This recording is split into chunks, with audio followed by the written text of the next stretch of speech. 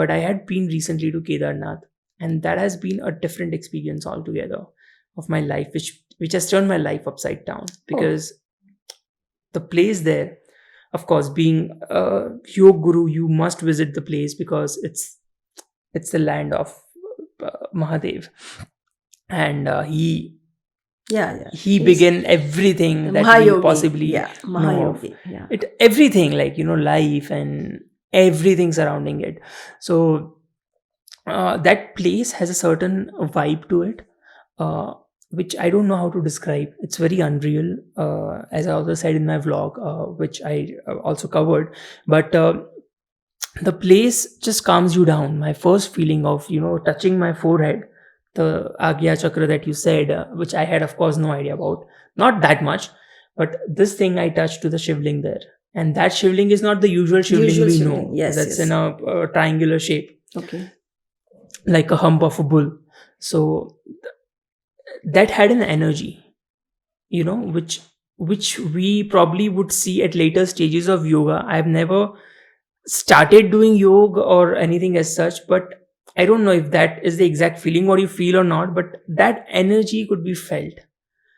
Shall I tell you something? Yeah. Because since you are practicing music, your body has become a good receptor. Maybe. Everybody cannot feel that. Yeah. For others, it can be just like a stone. Yeah. So your body is a good receptor. So you were able to feel that and those vibes. And when you touched your forehead, you could just, take those vibes inside. That energy, yeah, they seeped into you, deep into you. But those were super positive. Again, I had also been to Mahakaal recently, and just like a normal devotee, again, normally, as we're talking about yogas and energies and the spiritual side of it, I would like to put it out.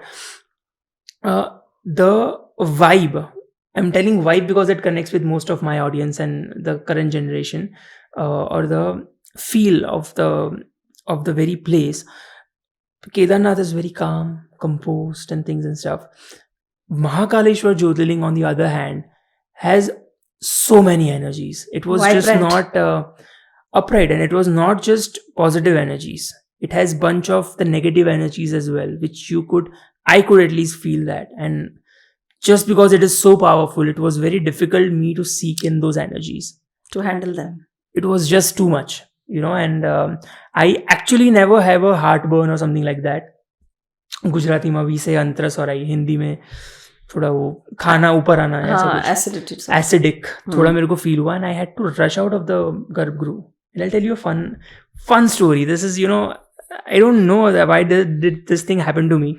The very first thing that came to my mind while I was in the Bhasma Aarti, which happens early in the morning. Yeah. Now, we all went there, my sister, my brother-in-law, his friends, and I was there. And we went to the Bhasma Aarti. After 10 minutes, I started feeling this heartache and acidic burns and everything, which is not usual with me. I don't generally feel it because my digestive system responds well. So that thing happened after like 10 minutes. I know one thing, I had to get out of here. Which is also saddening at times because I had one thing in mind. The energy, the feel of the Garbhagruh and the Mahakaleshwar Jyotirling was so different than Kedarnath that I was questioning subconsciously to the God that this is not what I saw of you. This is not you. The innocence in me that was talking, and then this thing started happening. I had to go out. There was this very beautiful elderly couple who offered some biscuits and some water. Just have something. It will just calm down. Didn't help. I had to go out. I exited the Garbhagruh, and to my surprise, I just got out. वहाँ पे सब दरवाजे बंद कर देते, एक exit ही चालू रहता है during the आरती. तो वहाँ से मैं निकला, and this was the first time I'm visiting Ujjain. Okay, वहाँ से मैं निकला. There's a security वाला सामने बैठा है, and just because I was just totally short of breath, and because a lot of things was going on around, I just told him, you have some water or something. So he thought I'm asking for something else. He said, this way, no, I want some water. He was sweet enough to come down, and so I also walked few steps towards its cabin, and he offered me some water. I was just calming myself down and everything. And this was, I think, 3:30 or 4 in the morning. There was nobody in the compound. It was just me and the security. कुछ time बाद वहाँ उसका जो cabin था, वहाँ से नीचे एक रास्ता जाता था. And just imagine that was the main entry of the garb, the main garb where the Shivling is. 5 minute बाद वहाँ से वहाँ पे एक लोकल, एक दादी जैसे 2-3 लोग सब निकले. Those were the locals of Ujjain, and only they are allowed to offer jal to the main Aarti in the morning. And not only offer the jal, but वो चंदन सब कुछ वो जो साफ करते हैं ना, तो वो पानी वो उनको ही लेके जाने देते हैं. अच्छा. It's either them or the pujaris or any police officials and someone in the security. That is what it is allowed up till when, right? So basically they are only allowed to take it. So she just came to me.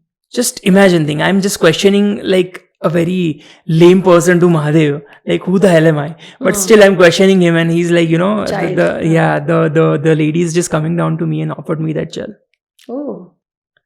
And she just offered me that, ye lo, Baba ka prasad hai, sab theek ho jayega. And then she offered me, I had some couple of sips. Also the doctor just came in the right time. He offered me some Pentacid and all. वो तो ले लिया, पर उसके बाद ये आया, and I just took it. It was all fine. 5 minutes बाद again some police official came in. He also offered me that gel, and I was like, I was totally out of my mind. That this is not normal. Why did this thing not happen to thousands of people sitting inside? Why only me? Because मतलब अगर मैं इसको interpret करूं कि भगवान चाहते थे कि आप उस प्रसाद को लो. Exactly. So he wanted you to come out of that place. Yeah. And then I subconsciously felt, that I'm nobody to question the energy. Just because, because of some scenarios or some deep intuitions or things, I can resonate those energies. I'm getting those energies, and this is so out of my control. I'm nobody to even capture those energies. I just need to bow down and give it to him. I just arpan kar do apne aap. It's a very fun story. It's not a fun story. It's यही तो experiences होते हैं. Yeah. They are personal experiences. Yeah. Again, so just because we are talking about yoga and spirituality again comes in, yoga is very connected to the spiritual power.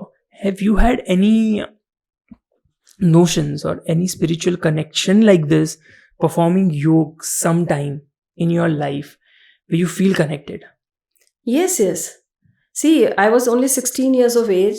Then the person who taught me about these 3 asanas, because I was having hypothyroidism, so he told me this is how I came to. Okay. I came into yoga. So Sarvangasana, Halasana, Matsyasana. And now I know the name. That time I never knew what they are. But I was very happy doing the asanas. And that time, just he was walking away, and he just said one sentence, कि बेटा सांस के साथ ओम बोला करो. Okay. With each breath. And I caught it like this. And for years and years and years, I was continuously chanting that. मतलब unconsciously also, अगर मैं ध्यान देती थी अपने सांस पे तो ओम चल रहा होता था. So it got into you, like it naturally. Got into me, and then I had many experiences regarding that. Subscribe for more such amazing short clips of the podcast. You can watch the full episode on the channel and stream all the episodes on all the major streaming services. See you in the next episode.